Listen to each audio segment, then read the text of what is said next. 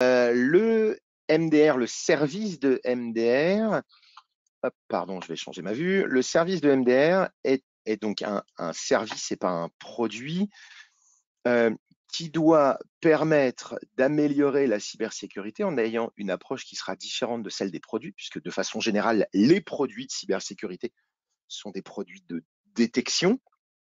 Là où le MDR, c'est du threat hunting, c'est un service, ce sont des gens qui, au sein du SOC de WatchGuard, opéré par WatchGuard en propre, vont 24 heures sur 24, 7 jours sur 7 et 365 jours par an, s'occuper de combiner les différentes détections, les différentes télémétries de ce qui est déjà identifié ou pas dans les différents produits connectés au MDR, et de pouvoir enquêter à partir de ces événements pour identifier de nouvelles formes de menaces. Donc la clé du MDR, ce n'est pas accompagner le DR, ce n'est pas de la gestion de DR, ce n'est pas du suivi de console, c'est la recherche de menaces qui, à l'instant où l'attaque commence, n'existe pas.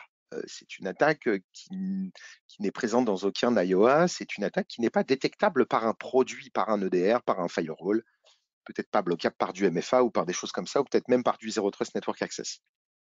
Donc on est vraiment dans la recherche des événements de pointe, donc typiquement de nouveaux zero day, de nouvelles méthodes d'intrusion, etc., etc. Donc c'est quelque chose d'excessivement avancé et qui, c'est très important, est centré sur l'humain. D'accord? L'humain va être au cœur de l'activité, mais je vous rassure, pas vous, nos threat hunters, nos opérateurs de SOC. Ils vont être opérés par l'IA dans une recherche perpétuelle de la menace. Donc, ce cycle, il commence par d'abord l'observation constante de ces différents événements de sécurité. On monitore tout, on récupère des télémétries de différents produits, on va parler après licence. Donc on collecte les télémétries, on les associe de façon à pouvoir identifier des comportements douteux ou de nouveaux patterns, de nouveaux éléments, de nouveaux produits, de nouveaux programmes, etc.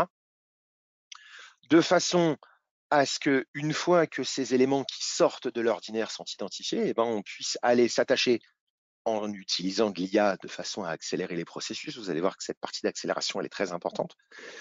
On va pouvoir investiguer sur ces mener des investigations complètes, pardon, c'est plus français comme ça, pour préciser ce qu'est cet élément inattendu qui apparaît, quelle est sa dangerosité, vérifier si c'est un élément qui est ou qui peut être utilisé par un attaquant. Donc en réalité, confirmer que cet élément est une menace, pouvoir clairement le qualifier, développer immédiatement de nouveaux indicateurs d'attaque, etc. Et commencer à planifier, commencer à déterminer si une réponse va être nécessaire. Et la réponse, elle va être automatisée. Le but du jeu, c'est qu'après une phase de détection qui soit la plus rapide possible, on puisse avoir une réponse à l'incident qui soit elle aussi la plus rapide possible.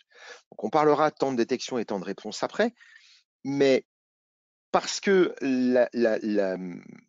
on va avoir déterminé que l'élément est une menace, on va avoir une réponse qui va être pratiquement intégralement automatisée, ce qui permettra d'amener le confinement d'une machine, d'amener le blocage d'un compte utilisateur, d'amener le blocage d'un compte Office 365, etc. Donc des choses qui vont pouvoir arrêter l'attaquant dans son mouvement et, dans la mesure du possible, nous aider à le repousser le plus loin possible et le faire reculer dans le mitre. J'aime toujours cette image du mitre comme une partie de jeu de loi dans laquelle l'attaquant veut avancer, nous on veut le faire reculer. Bref, après avoir procédé aux réponses, après avoir confiné la menace et les machines, les utilisateurs, etc., eh bien on va pouvoir vous aider à faire évoluer les infrastructures clientes en émettant des recommandations, en vous fournissant des guides d'amélioration, etc., une fois l'incident clos, mais également en vous mettant en contact avec ce qu'on va appeler des TAM, des Technical Account Managers, qui sont des spécialistes de la cybersécurité et qui seront là pour vous aider à, euh, à comprendre ce qui s'est passé dans l'événement, dans l'attaque, en comprendre les tenants et les aboutissants et vous aider à trouver des axes d'amélioration les plus pertinents dans l'ordre, parce que des améliorations, on en a tous en tête, hein, on sait tous qu'on a des choses à faire sur nos infras, labo ou pas, mais pouvoir définir des priorités, etc., et vous aider dans la compréhension de ce qui s'est passé et dans la projection de cette suite à donner aux incidents, qu'ils aient été impactants ou pas. Et puis, derrière ça, le threat hunting, lui, va pouvoir reprendre son activité et continuer à chercher de nouveaux éléments pour pouvoir faire les investigations et puis la classification et puis les actions automatisées, etc. Donc, c'est un cycle qui fonctionne en permanence. Question intéressante. Le MDR génère un trafic plus important au niveau de l'infra, point d'interrogation. Analyse IA en continu, point d'interrogation. Quid si document nécessite une analyse? Les données sont transmises dans un centre en Europe ou aux USA. Destruction après combien de temps? Ça fait beaucoup de questions. Alors, le MDR ne va pas générer plus de trafic, puisqu'on en reparlera au niveau de la licence. Le MDR va travailler d'abord sur la base de l'EDR, et l'EDR envoie déjà ses télémétries dans le data lake, puisqu'il faut bien que l'IA voit les éléments pour pouvoir faire des détections. Donc ça ne changera pas. Donc ça ne génère pas de trafic complémentaire. Dans le cadre du firewall, du MFA, etc., on va en reparler, mais comme a priori, dans une approche XDR WatchGuard, vos produits de cybersécurité sont censés être déjà connectés dans WatchGuard Cloud, vous envoyez déjà les télémétries. L'analyse est continue, mais pas par l'IA. L'IA est l'adjoint du threat hunter, ce qui conditionne, ce qui fait la valeur du service de MDR, du threat hunting, ce sont les threat hunters, ce sont les gens. Donc, ils s'appuient sur l'IA pour accélérer le traitement massif de données. Il s'appuie sur l'IA pour filtrer, épurer en fonction d'un certain nombre de choses, et notamment des détections déjà établies. Mais l'IA en elle-même n'a pas d'activité strictement autonome dans un processus de threat hunting. Alors, l'IA travaille en permanence à travers le DR, elle travaille en permanence à travers le XDR et à travers l'IA qui est dans le NDR, etc., etc. Donc, oui, il y a bien des IA qui travaillent en continu, mais pas directement, ce n'est pas le cœur de l'activité de ce service de MDR. Les documents, pour répondre à votre question, les documents globalement ne sont pas analysés. Votre donnée n'a pas d'intérêt. Ce qui nous intéresse, c'est la macro du fichier, c'est ce type de choses. Encore une fois, on n'est pas dans de l'analyse de documents, on n'est plus dans de l'analyse antivirus, on est dans de l'analyse de comportement. Donc, le fait que votre document Word ouvre une connexion TCP vers un serveur en Corée du Nord a plus de valeur que le contenu du document lui-même, pour être parfaitement exact. Sachant que ce sont des choses qui probablement seraient déjà traitées au niveau de l'EDR. Rappelez-vous que l'EDR de WatchGuard, et notamment grâce à son Zero Trust applicatif, va s'attacher à la classification des comportements dans un contexte spécifique. Et donc, en réalité, un document qui aurait un comportement déviant, il serait traité par l'EDR et pas par le threat hunter. Ce qui va intéresser le threat hunter, c'est les suites d'un brute force, les conséquences que vont avoir certaines communications après des événements qui auraient pu paraître anodins, le comportement que va avoir un utilisateur dans une prise en main à distance. Pour ceux d'entre vous qui n'auraient pas assisté à nos précédentes présentations sur le XDR, il faut comprendre que dans une attaque informatique, et je vous encourage vivement à aller voir malware.live, www.malware.live, vous verrez que dans une attaque informatique, vous avez très fréquemment des éléments qui ne sont pas liés à un malware. L'attaquant va rentrer par une connexion SSH qui est ouverte, il va se déplacer d'une machine à l'autre en utilisant du remote desktop, etc., etc. Donc, c'est des choses où le programme lui-même n'est pas une malveillance, c'est le comportement attaché qui pourrait l'être. Le data lake est en Europe pour vous. Le SOC est opéré depuis le Canada, l'Irlande et l'Espagne. Donc non, les données ne vont pas aux États-Unis. Destruction, on ne conserve pas de documents, de la même façon que l'EDR ne conserve pas de documents. Il n'y a pas de notion de destruction, parce qu'encore une fois, votre document ne nous intéresse pas. Comment bloquer une menace de type ransomware, chiffrement des données et aussi exfiltration de données avec le MDR? Le ransomware n'est pas le boulot du MDR. C'est le premier boulot de l'EDR. L'EDR, par l'analyse comportementale, va déterminer que le programme qu'on vient de lancer, même s'il est inconnu dans les bases de signature antivirale, n'a pas le comportement adéquat et l'EDR va le bloquer. Ce qui va nous intéresser dans le MDR, c'est ce qui se passe avant. Comment est-ce que ce ransomware vient chez le client? Par quelle porte est-ce qu'il rentre? Par quel biais est-ce qu'il est propagé? Si vous regardez une fois de plus dans malware.live, vous verrez que l'usage des GPO est assez fréquent. Le pirate va accéder à votre serveur, à votre contrôleur de domaine, à votre Intune, à votre n'importe quoi. Il va coller le malware et il va propager le malware de cette façon. C'est tout ce qui est avant le ransomware qui nous intéresse.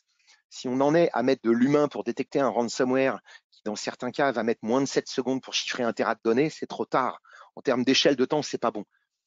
Pour vous faire une image un peu vulgaire, ce que fait le threat hunter, si on ramène ça dans la vie, dans le monde physique, le threat hunter, c'est une équipe de bonhommes perchés dans les miradors qui vont chercher le moment où quelqu'un essaie de creuser un tunnel sous le mur d'enceinte de la maison pour rentrer. Ils vont identifier qui rentre par la porte ou par la fenêtre et dans quel but. Est-ce que celui qui passe par la grande porte, est-ce qu'il a de bonnes intentions? C'est ça le boulot du threat hunter. D'accord? On ne cherche pas réellement ce qu'il y a dans la boîte à outils, on cherche le moment de l'intrusion. Bref, donc ce cycle intégral de la recherche de menaces qui s'appuie aussi sur les produits, puisque le segment de détection automatisée des menaces par les produits, EDR, Firewall, etc., est fondamental, puisque ça va être la couche qui va représenter la partie hygiène, la partie préventive de la détection. Le threat hunter va donc pouvoir se concentrer sur des choses plus précises, plus pernicieuses. Pardon, pourquoi ça ne change pas de slide? Voilà. De façon générale, si on prend les stats du SOC de WatchGuard, puisque le SOC de WatchGuard existe depuis très longtemps maintenant, que ce soit dans sa forme initiale historique,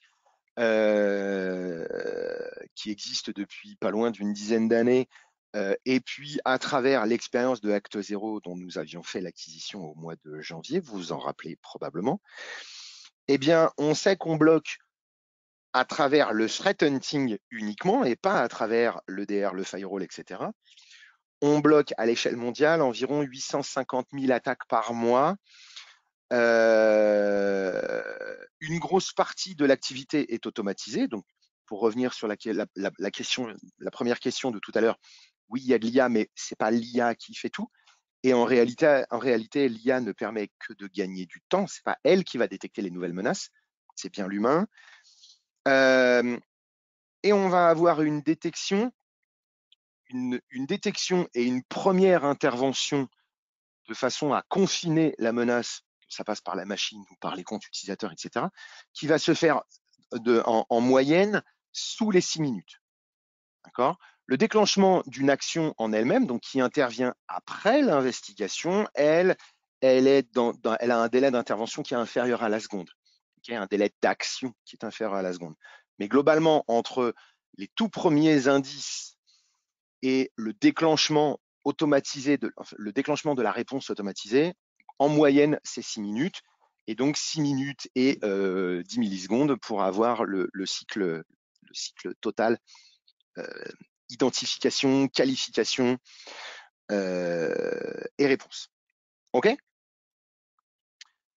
Le service, j'allais dire historique, le premier service que la plupart d'entre vous ont vu, c'est la licence qui s'appelle WatchGuard MDR Core. Le Core MDR, c'est donc le service qui va être centré, opéré par le SOC de WatchGuard, épaulé par de l'IA, mais centré sur l'humain.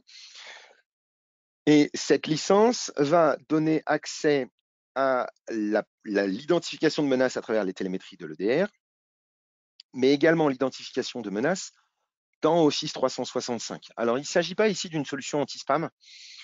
Il n'y a pas de notion d'anti-spam là-dedans. Ce qu'on va chercher dans Office 365, ce sont des comportements, encore une fois, des comportements déviants, et ça va passer par des modifications massives de fichiers, ça va passer par de l'envoi massif d'emails, ça va passer par du brute force, ça va passer par de l'élévation de privilèges, des accès temporellement et géographiquement improbables, etc. Donc tout un tas de choses qui vont permettre de confirmer la compromission d'un compte Office 365, peu importe que ce soit Outlook, OneDrive, SharePoint, etc., de façon à ce qu'on puisse désactiver le compte utilisateur pour mettre fin à l'usage illicite et que quelqu'un puisse s'occuper de fermer les portes, activer du MFA, faire changer les mots de passe, un coût de formation utilisateur, etc. Donc toute action a posteriori qui serait nécessaire pour pouvoir libérer le compte, et deux, faire en sorte que ce type d'événement ne se reproduise pas. Les comptes Office 365 sont quand même très fréquemment attaqués, et donc il est important d'avoir un focus là-dessus. Donc l'IA va être encore une fois utilisée dans tout ça de façon à pouvoir réduire le temps de détection, c'est ça qui est important. Et puis les TAM, donc on revient sur ces Technical Account Managers dont je parlais juste avant, eux vont vous aider à identifier les éléments, faire des escalades, améliorer la situation post-attaque au regard de ce qui s'est vu juste avant l'attaque et pendant l'attaque, de façon à pouvoir limiter au maximum les risques de redite de cette attaque spécifique ou d'une autre. Et d'un point de vue prestation, ils doivent pouvoir vous aider à ouvrir des discussions avec vos clients pour reprendre certains sujets. Alors normalement, tout le monde a parlé à son client de segmentation réseau, de politique de mot de passe, de mise en place de MFA sur l'intégralité de l'infrastructure et pas juste sur le VPN ou juste sur l'Office 365, etc. Donc tous les conseils de fond, les évolutions d'infrastructure, la formation des utilisateurs, et ça c'est des choses que les TAM vont vous aider à mettre en lumière de façon à pouvoir motiver vos clients ou vos directions en fonction de qui vous êtes pour faire évoluer cette infrastructure. L'autre licence qui est disponible, c'est le MDR Core pour Microsoft. Alors, je vous rassure, WatchGuard n'a pas racheté Microsoft, ce n'est pas dans les projets. Notre cœur d'activité, c'est la cybersécurité.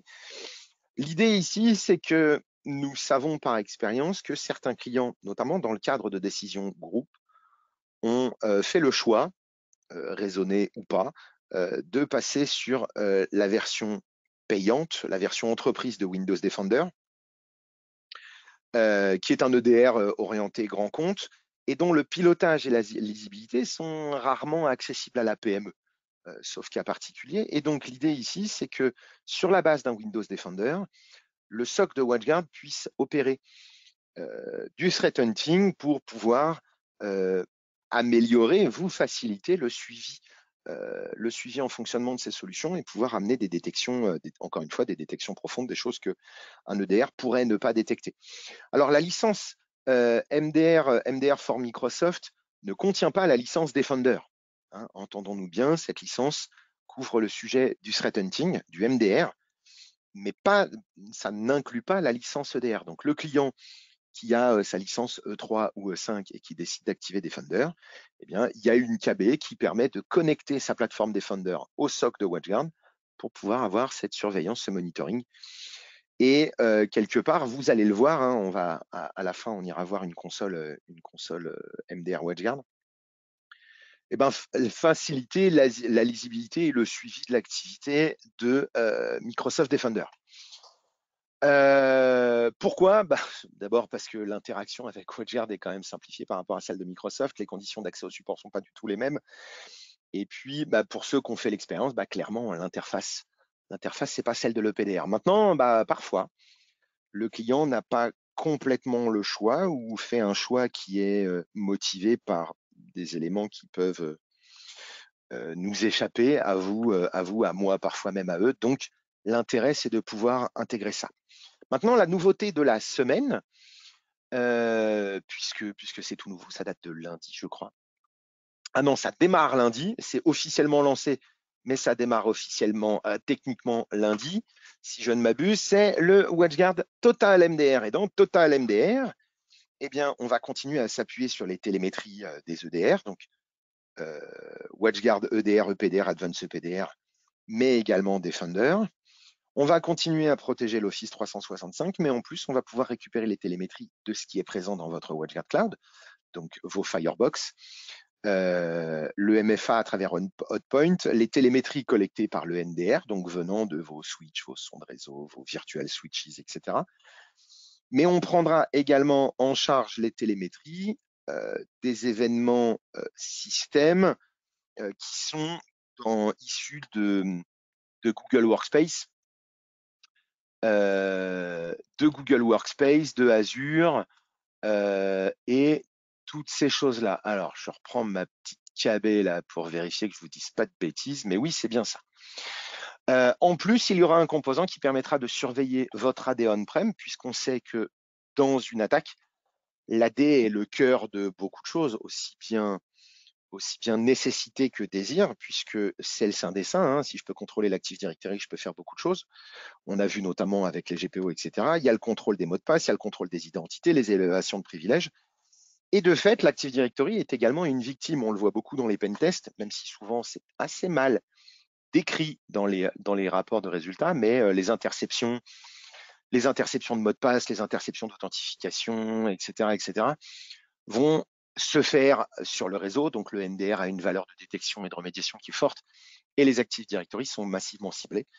Et encore une fois, comme expliqué en début de session, notamment avec le SSH, le Remote Desktop Connection et ce type de choses.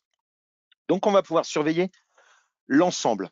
La roadmap de ça, elle est assez simple. Alors, je n'ai pas encore de date à vous donner, mais dans une évolution future de tout ça, on va avoir l'apparition de la prise en charge d'autres EDR, d'autres firewalls, d'autres systèmes d'authentification. Alors, j'en ai pas encore la liste, mais c'est des choses qui existaient déjà au moins en partie dans l'écosystème de Acte Zero. En fonction des EDR, vous aurez des intégrations qui sont plus ou moins fortes, des capacités de réaction, etc. À noter quand même que la valeur première, ça reste l'EDR de WatchGuard, puisque l'EDR de WatchGuard étant intégré au XDR, on augmente la capacité de détection automatisée, ce qui permet au SOC de se concentrer sur des choses qui, encore une fois, qui ont une valeur beaucoup plus forte. Donc ça, c'est notre roadmap. Sans trop m'avancer, ça doit être de la roadmap 2025 à vérifier. Qu'est-ce que je voulais dire? Pardon, je regarde. Je fais un tout petit tour des questions, voir si j'ai raté quelque chose qui serait pertinent tout de suite.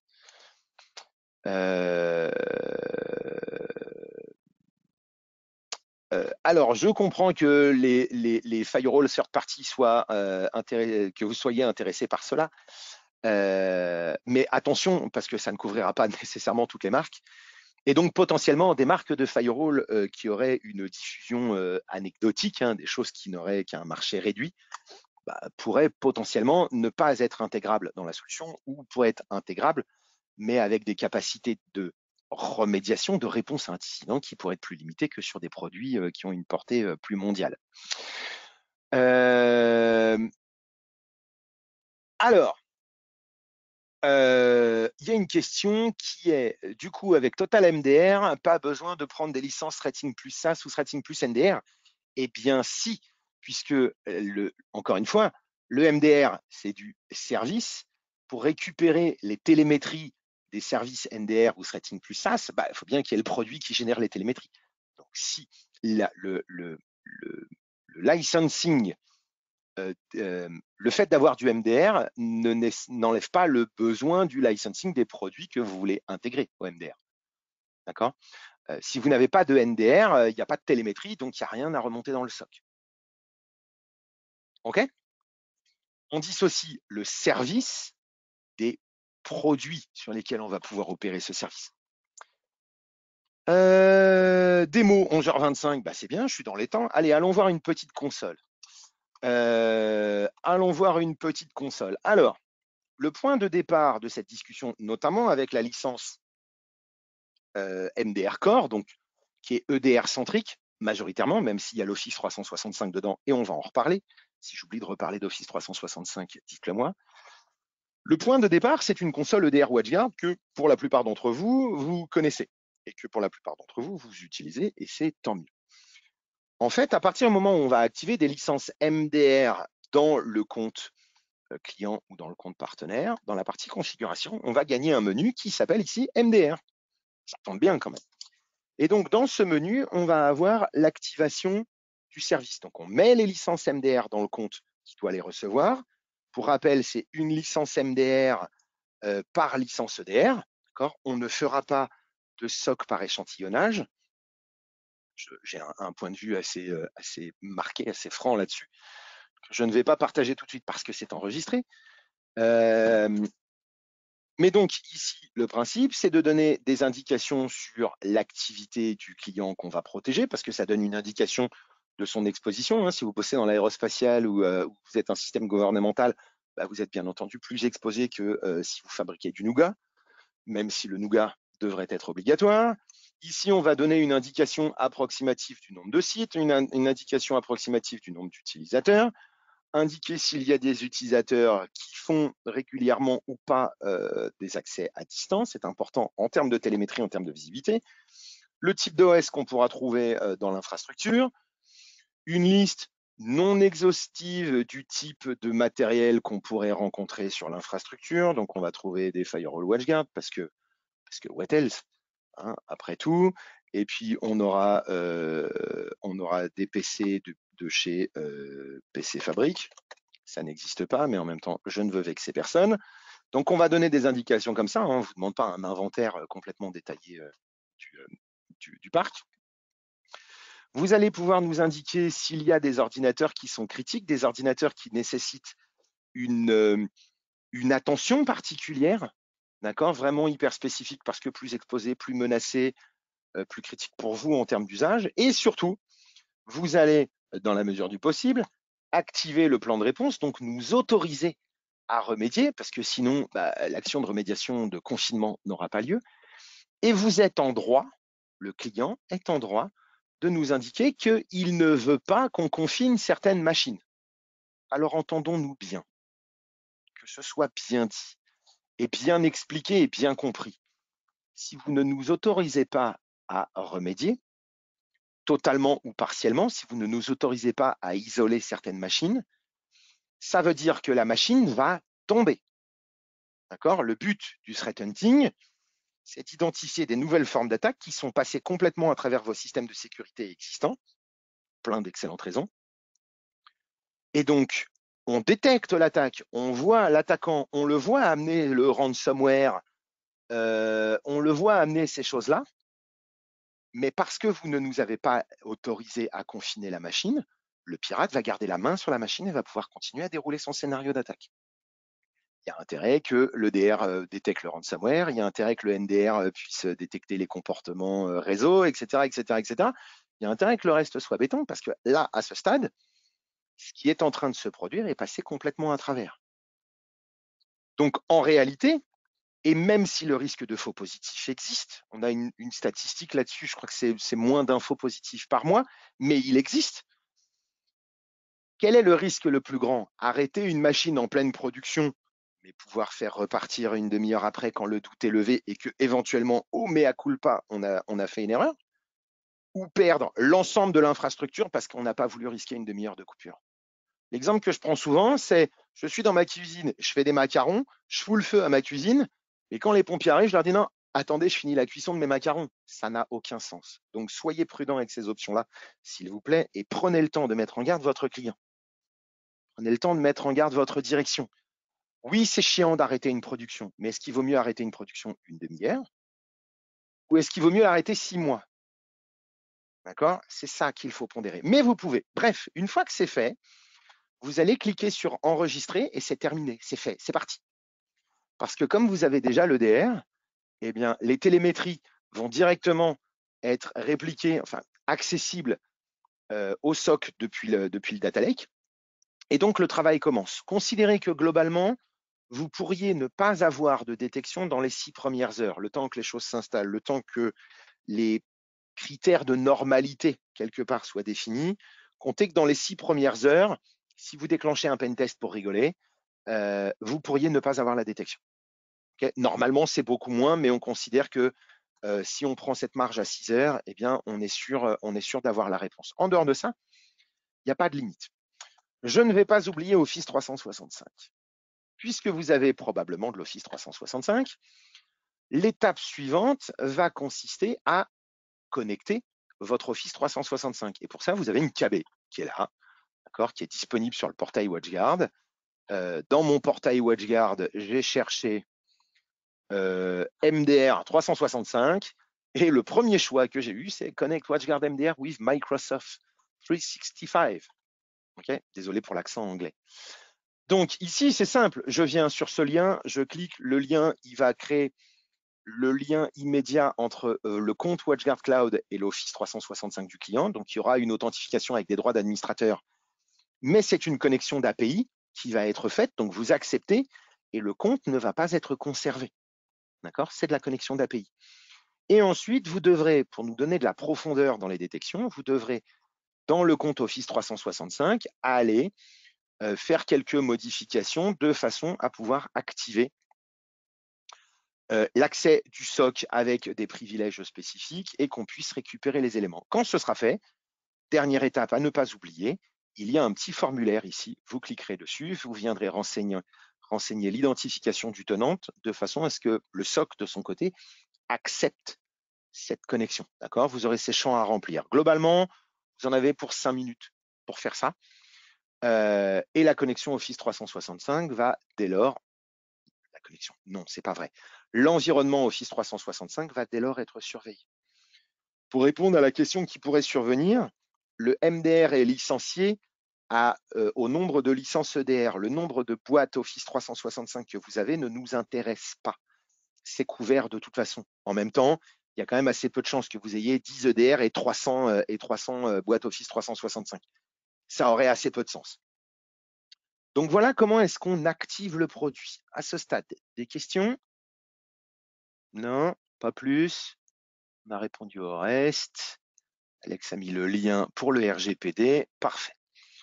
Ensuite, une fois que ça c'est fait, je vais pouvoir aller dans Surveiller, Managed Services. C'est bien du service et Managed, c'est le M de MDR. Et quand je vais cliquer là, on va me redemander l'authentification. En tout cas, moi, dans mon navigateur sans cookies, on me redemande l'authentification. D'ailleurs, je ne sais pas si certains d'entre vous ont essayé les navigateurs sans cookies, la type Brave. C'est rigolo d'un point de vue cybersécurité, mais alors à l'usage, c'est relou quand même. Bref. Dans ce tableau de bord-là, je vais avoir le suivi temps réel de l'activité du SOC pour mon compte. Donc, en tant que partenaire, vous aurez ici un petit menu déroulant qui vous permettra de passer d'un compte à l'autre, d'accord, puisque ce sera basé sur l'aspect multi-tiers, multi-tenant de votre console WatchGuard. Donc, vous pourrez passer d'un client à l'autre rapidement. Et donc, ici, je vais avoir le taux de réduction de bruit, donc à quel point l'IA a pu faire disparaître des éléments non pertinents, des éléments déjà bloqués par les différents systèmes de sécurité, etc., mais pas que. Et quel est le temps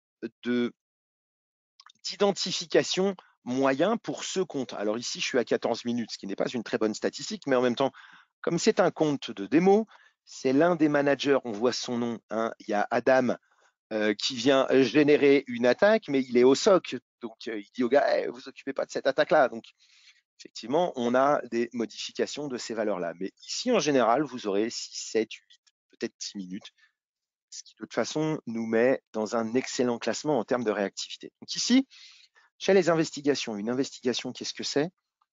C'est un ensemble de comportements inattendus qui ont éveillé la curiosité du threat hunter. Et donc, le threat hunter, pourquoi est-ce qu'il ne s'affiche pas? Je vais aller en prendre une autre. Et mon threat hunter va aller mener une investigation pour voir si ces événements-là, voilà, pour voir si ces événements-là sont attendus ou pas. Donc ici, mon threat hunter cherche, il identifie le compte client, la machine, le contexte de normalité, les informations qu'il a déjà sur le comportement de l'élément.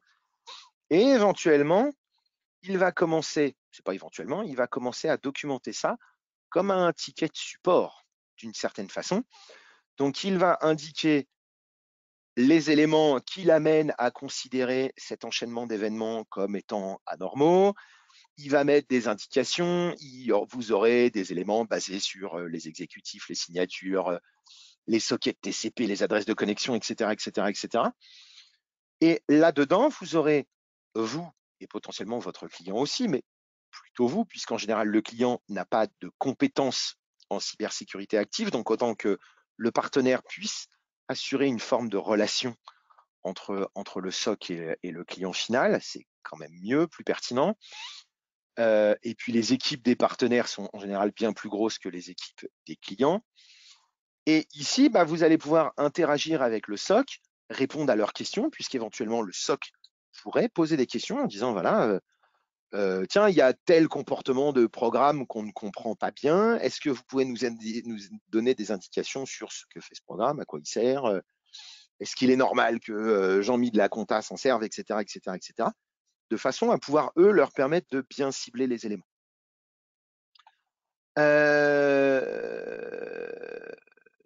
Question, penses-tu qu'il sera possible de tester le service MDR en mode NFR? Alors, pour les partenaires, vous avez un trial 60 jours qui est disponible, pour ceux qui ne l'ont pas encore eu.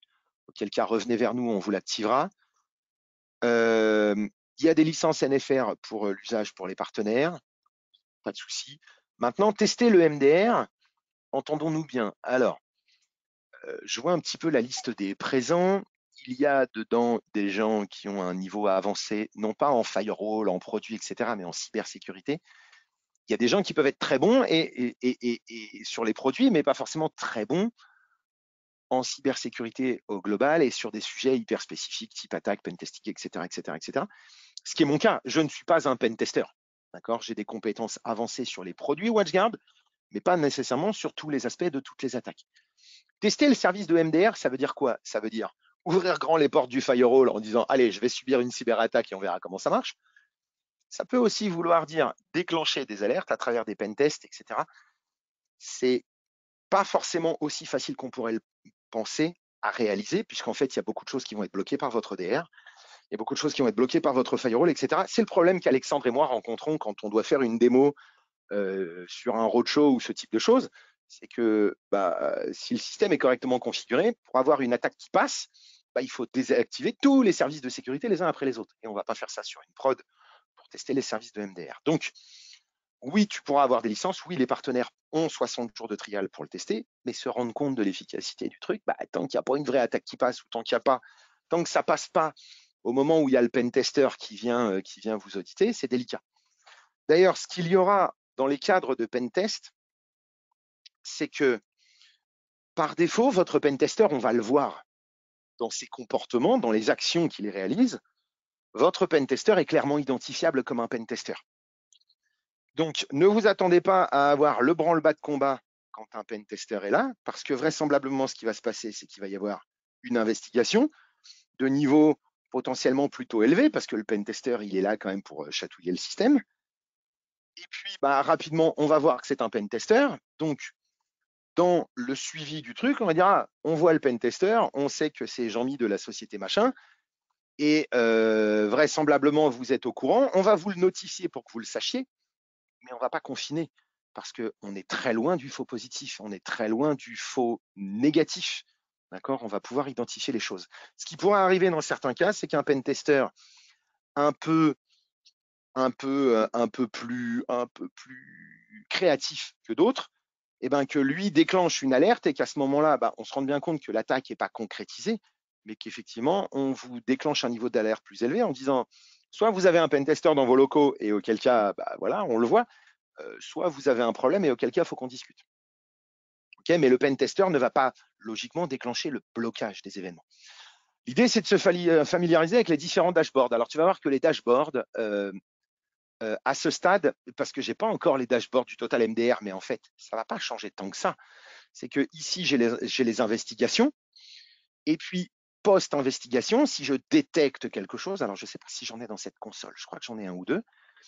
Une fois l'investigation réalisée et qu'on identifie clairement une menace, dans la partie détection, on aura la suite, donc on aura l'incident, on aura la détection. Et là, on pourra vous dire, alors là, il est là, et le pirate, il est là, et il est connecté de telle IP, et truc, et là, il y aura plus de détails. Mais dans la forme, ça ressemble à un ticket d'investigation dans lequel il y aura plus d'éléments techniques. On va vous donner l'IP source, la machine cible, l'utilisateur, le regex, on va vous donner le hash du fichier, etc., etc., etc. Et c'est là-dedans qu'on va commencer à parler remédiation post-incident, si vous voulez. D'accord? La partie risk management, je l'ai évoqué dans le Total MDR, elle va arriver. Et là-dedans, on vous donnera des indications sur ce qui est dedans. La partie rapport vous permettra de récupérer les rapports hebdomadaires et mensuels. Mais il faut comprendre que si on vous fournit cette console et si WatchGuard fait un service de MDR, ce n'est pas pour que vous deveniez threat hunter. C'est parce qu'on sait que vous n'avez pas le temps pour ça. Donc le tableau de bord, il a vocation à être le plus simple possible pour que, de toute façon, le partenaire, dont ce n'est pas forcément le métier immédiat, peu d'entre vous ont un SOC pour faire de l'EDR manager et pour faire de la, je ne sais pas comment dire ça, de la cybersécurité active, on va dire, peu d'entre vous en ont. Et pour ceux qui en ont dans la boîte, ce n'est pas le métier de tout le monde, hein. Il y a des gens chez les prestataires qui font de l'IT général et ce n'est pas un vilain mot et ce n'est pas une insulte. Mais il faut que tout le monde soit en capacité de lire ça. En réalité, on pourrait même imaginer que le client soit en capacité de lire ça et de le comprendre.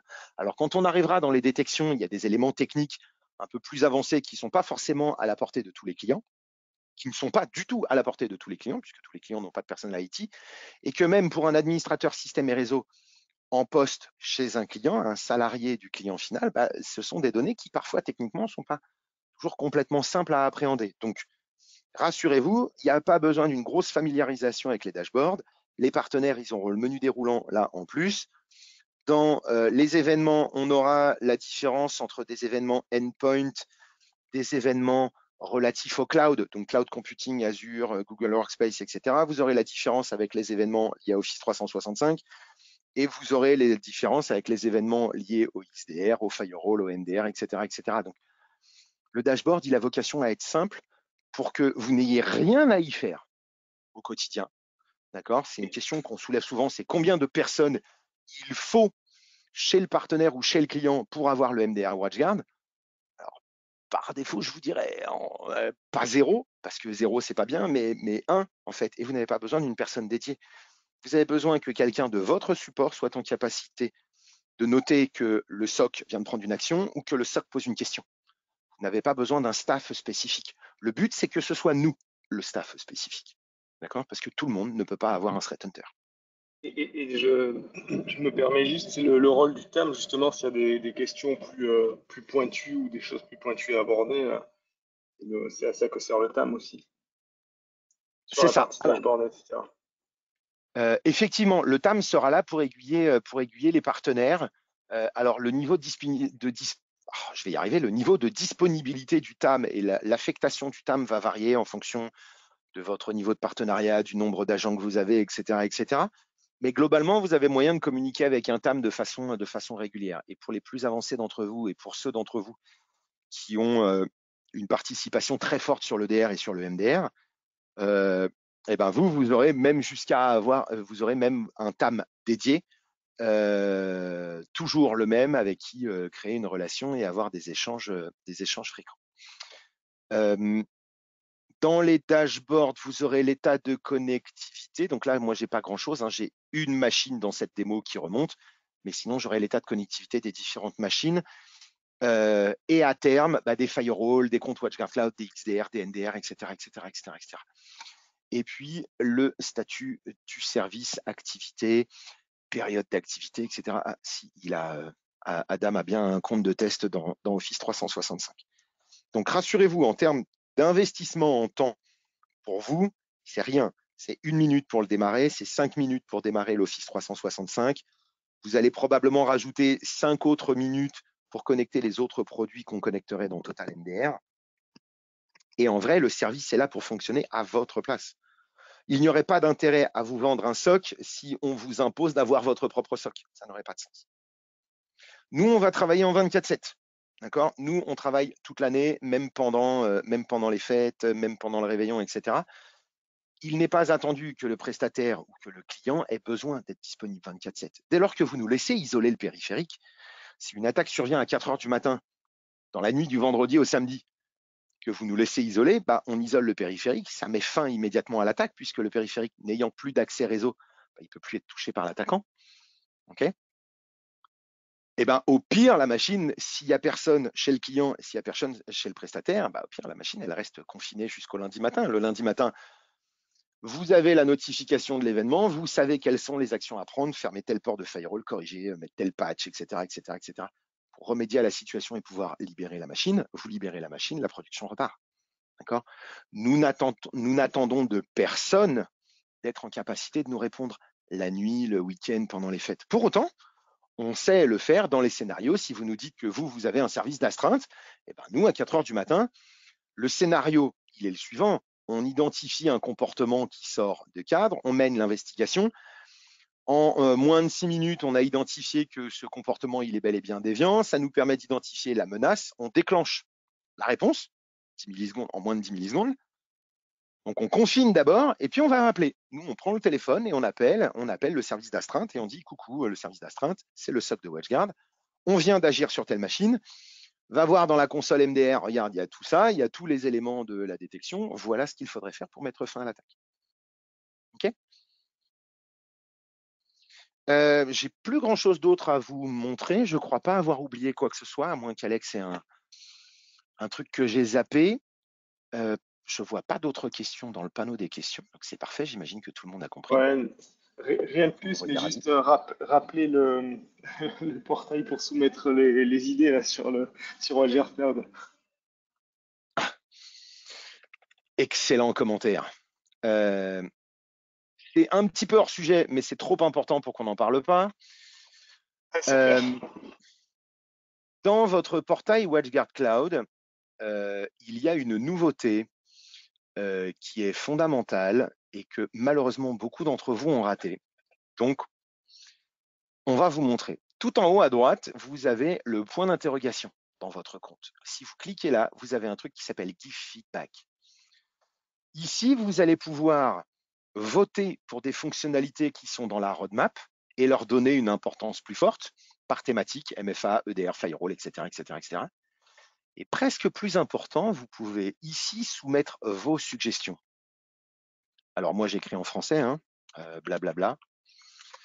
Voilà. Et je propose quelque chose qui serait cool à avoir ou qui est impératif à avoir. Et en faisant ça, il y a une IA derrière, il y a une plateforme derrière qui va traduire, qui va récupérer les mots-clés, l'idée générale, vérifier s'il y a des demandes similaires, les grouper, etc.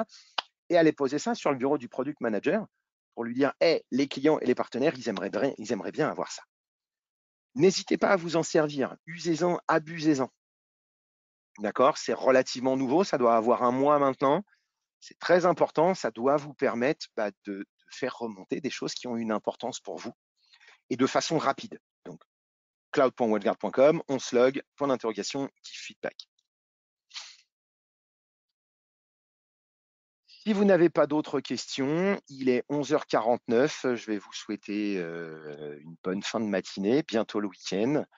Il va faire chaud, pensez à vous hydrater, mettez de la crème solaire, la sécurité avant tout. Un chapeau aussi, c'est important. Et puis, ce webinaire sera en replay. Merci d'être venu. J'espère que ça vous a plu. Si vous avez des questions, comme d'habitude, france@watchguard.com si vous ne savez pas à qui la poser. se-france@watchguard.com pour parler aux avant-ventes. Et puis, nos adresses email individuelles continuent à fonctionner. Donc, n'hésitez pas à nous contacter si vous avez quelques besoins, quelques demandes que ce soit. Et puis, en avant pour le MDR. Bonne journée, bon week-end. Bonne journée. Et à bientôt.